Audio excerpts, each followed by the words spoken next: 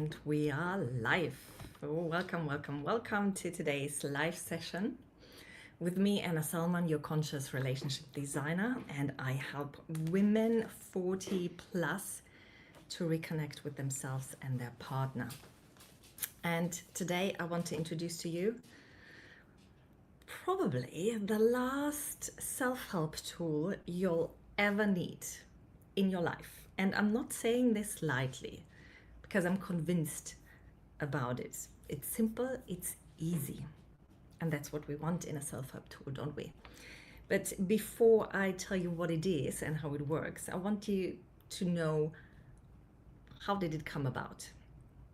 And my story about this tool is that I found myself in a position a couple of years ago, 5 years ago to be precise, where I stood in front of the aisle with the nail polish remover. And I wanted to buy it. But at the time, I already moved to China. COVID had hit. And the work that I was doing as an English teacher didn't get me any money because people here didn't know me. The company I worked for, the teachers, parents said, we don't know who this lady is, so we don't want to send our children to her and do the online classes. So I had probably one class a week, so literally no money. And I was also dealing with my 5th miscarriage that dragged me down very badly. I was in a country where I didn't speak the language. I couldn't read any signs. I didn't have any support system, any friends, anyone around me. And due to that situation, particularly with work, coming here, having that job, thinking, yeah, I have a job, I will be independent, everything will be fine, it didn't happen. I got fully dependent on my partner. And for a woman who was used to earning her own wages and be independent, making her own choices what to do with that money, after 20 years, for the first time, to be that independent, not by parents, but by a stranger. He wasn't a stranger, but we weren't married, so it wasn't his obligation, if you want to. It was very hard for me. So I was standing in that aisle wanting to buy nail polish remover, and I was debating in my head, can I do it? Because it's just for me, but it's his money. What will he say? What will he think about me? I shamed myself. I felt guilty. I judged myself for being in that position, even though it was out of my hands. And I decided, after all this turmoil that I went through in that particular situation, still I stepped into that shopping mall, standing in front of that nail polish remover. I said, this is it. This is where it ends. I don't want to feel like this anymore. And so I talked to him. And he said, totally fine. And I took that nail polish remover, I put it in the cart, and he paid for it. I still felt guilty, for years, because as you know, COVID was quite a long time, and even when I set up my own business, I didn't make any money for years. And he had the expectation that, oh, you don't have much to do, so you can do the household. So again, for the first time in my life, I was the housewife for a different person, not just me. I was that, and he had his expectations that the food is on the table when he comes home, that I clean, that I do the washing, that I do everything. And I was like, but that's not what I want to do. That doesn't feel right to me. I didn't know how to deal with all of these different situations, all of these roles that I now had put on me, chose on me, or just be there. Hi Corinda, good to see you. Well, that's a different time to discuss that topic. Yes, I would love to come to your podcast, but I continue my story. If you have any questions about this tool, please let me know. And so where was I? Yeah, I lost myself in that situation. I lost myself with the grief, with the dependence, with the expectations. And I got to a point where I thought, what to do? And then this little thought in my head came up and said, yeah, you give yourself permission. I give myself permission to grieve whenever there is the time, whenever there is the trigger that I feel the pain at any time for the rest of my life. I give myself permission to be now dependent on that person financially. And I give myself permission to figure out what kind of housewife do I want to be, if at all? How do I want to manage that? And that brings me to one of the parts of this tool. It's perspective. It's I choose a different perspective how I wanted to see myself in those particular situations and in life in general. And additionally to that, working as a coach and helping people for over 10 years, coaching hundreds of people on their mindset, I was sitting down 2 years ago and was wondering, what did I lack when I was in that situation? And what do or did my clients lack when they came to me, when we started working? And what was it that they wanted? How did we get there? How did I help them to get to where they wanted? And after a while, a lot of brainstorming, a lot of what is it, didn't know. It became clearer and clearer. It's 3 things. And that's how the gap philosophy got born, created, came to existence. I'm talking about gratitude, acceptance, and perspective. Most of my clients come to me and they don't live in the moment. They live somewhere in the past or somewhere in the future. They don't live in the present, and gratitude, seeing what you have and not always thinking about the lack, brings you in the present. When you look in the past, you see what you don't have or what you should have had. When you look in the future, it's the same thing. You look at something that you don't have and you forget about, what do I have now? And I know gratitude is a big word and it's so popular right now, and people do their 5 things I'm grateful for. But that's not what I'm talking about. I'm not telling you, please write these lists and write your 5 things down every day. That's not the point. What I'm talking about is that you see around you, even now when you watch this video, look around you. What are you grateful for? What is there that you connect to the present? It's not just saying the word I'm grateful for and saying, ooh, I'm grateful for the food, I'm grateful for the roof over my head. It could be, I'm grateful for this sofa that's so comfortable. It could be, I'm grateful to watch this video. It's interesting. I wouldn't have thought. I'm grateful for having this amazing coffee in my hand. I'm grateful for the sun shining so warmly on my shoulder. It's those little things, and seeing them, becoming aware of them. That's where the magic happens, the awareness. To not live in the past or the present, because that takes away from your awareness. You're living in memories and make-believe and a beautiful imagination. But you don't raise your awareness. You only do that when you're in the present. And with that awareness, you can easily move into acceptance, mainly self-acceptance. And when I talk about self-acceptance, what I talk about is that you accept, say, it's okay what I am today. It doesn't mean that you like it. It doesn't mean that you love it. It doesn't mean that you hate it. It doesn't have any meaning. No good or bad, good or good or wrong. What? Nothing. It's neutral. It's an inventory.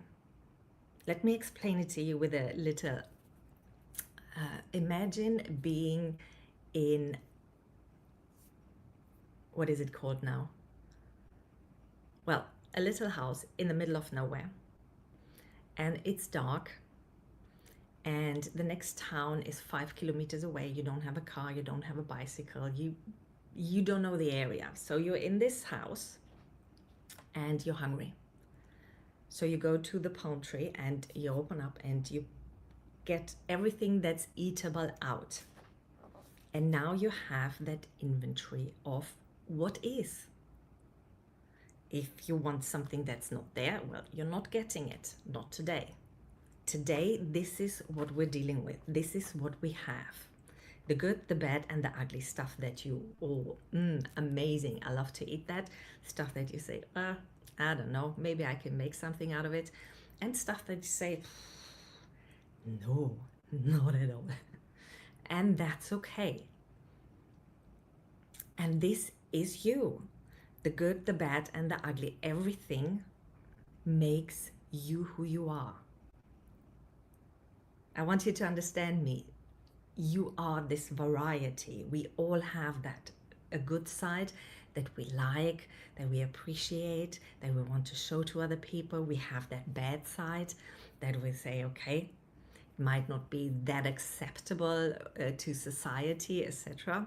And we have the ugly side that we feel ashamed for, that we don't want to show to any other person. And if we show it, we feel guilty, we judge ourselves. The good, the bad, the ugly, everything makes you who you are today.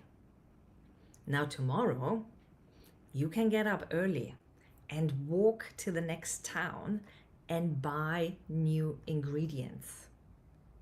You can do that. And that's why we're focusing on the present, that this is what we have today. It doesn't mean that it's not a standstill. Many of my clients at first, when we talk about acceptance, self-acceptance, it means like, oh, now I have to like myself and now I'm standing still. I'm not changing. Everything has to stay the same. That's not what I'm saying. That's not what self-acceptance is. That's not what acceptance is, period. Acceptance is the here and now, right now. And tomorrow, you buy something else. Tomorrow, something else will be gone, will be less of. We say, don't want this, throw it away. That's all okay. But accepting what is here today, that's what it comes down to. And be okay with it without judgment. And the awareness, to have that awareness, to say, I see it. And it's okay, not in the sense of it's good or it's bad. So no, maybe okay is the wrong word. Maybe we should say it's neutral. It's like, this is it. Very simple, very easy, non-judgmental, no shame, no blame, nothing needed. It's just like, this is what we're dealing with. Interesting. And that word interesting brings me to the third part, the perspective. Because we all are used to being in our own bubble with this clippers on that the horses have. Yeah, we see what we want to see. And often it's connected to our feelings. But our feelings are created through our thoughts. That means that you can change your feeling depending on what thought you choose. And that means depending on the perspective you choose.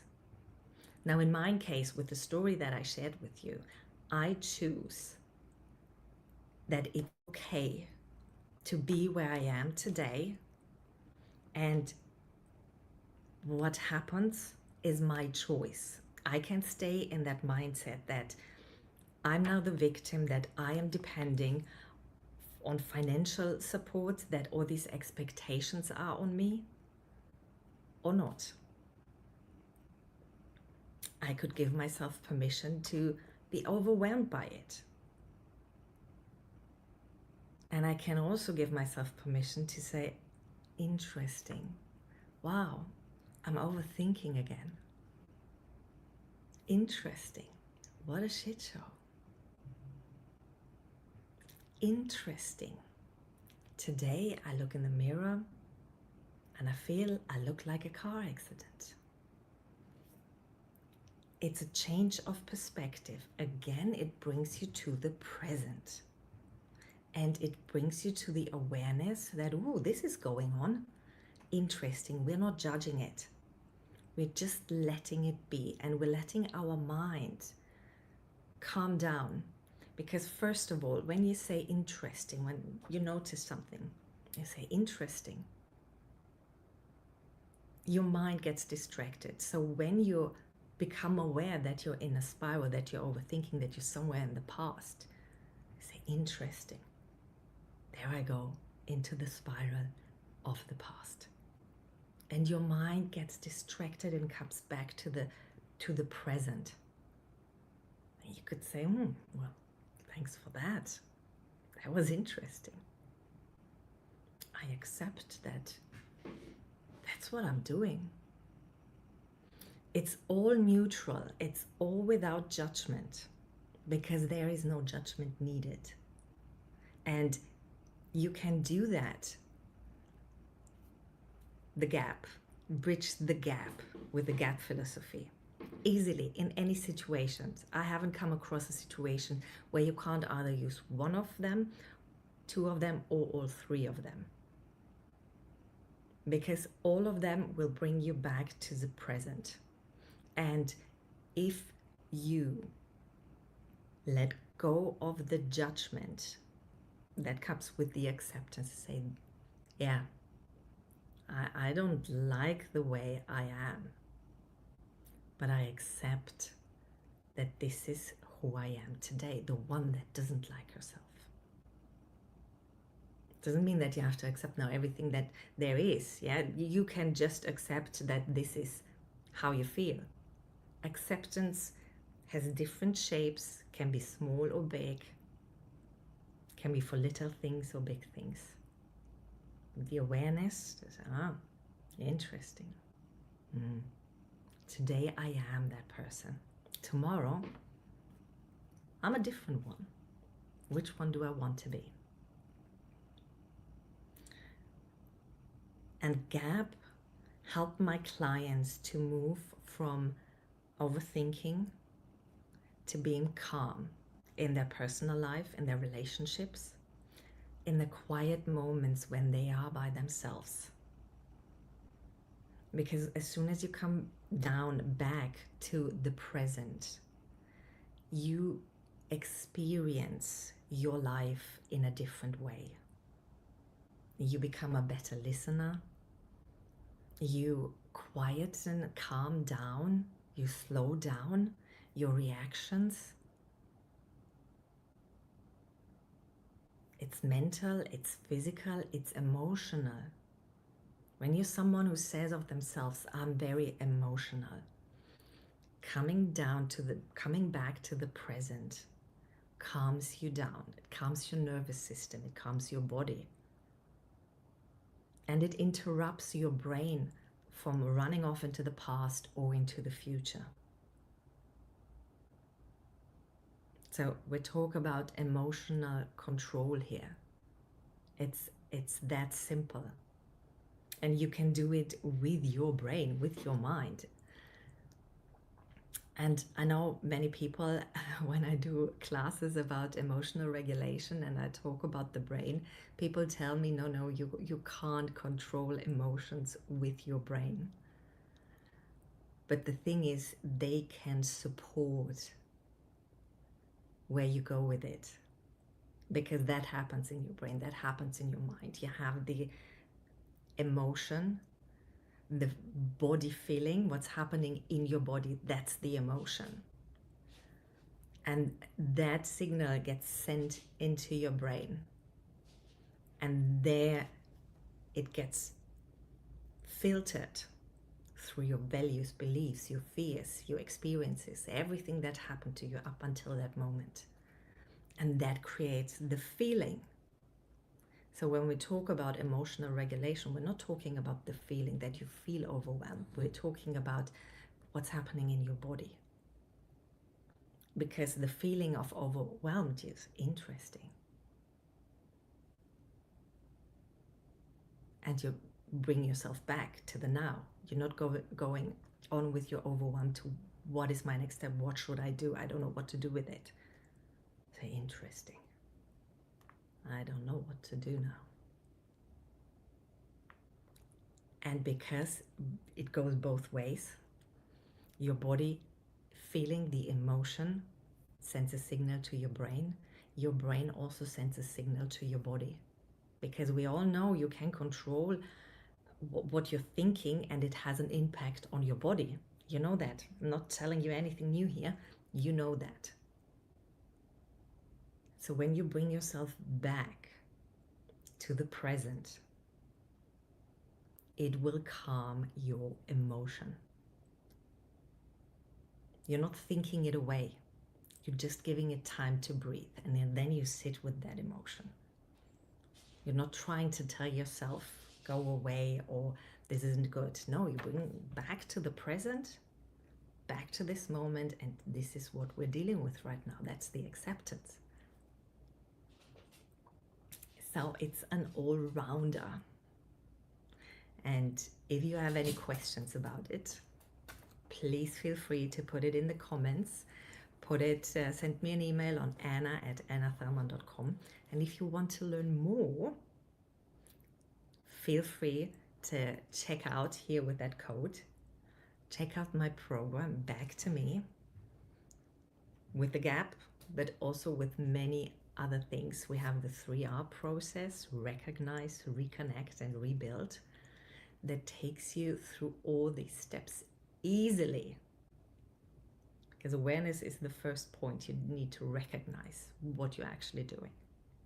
And then you reconnect with yourself. That's where we focus on the acceptance. Because there is so much brain talk going on that holds us back from accepting. But I explain it all in the program.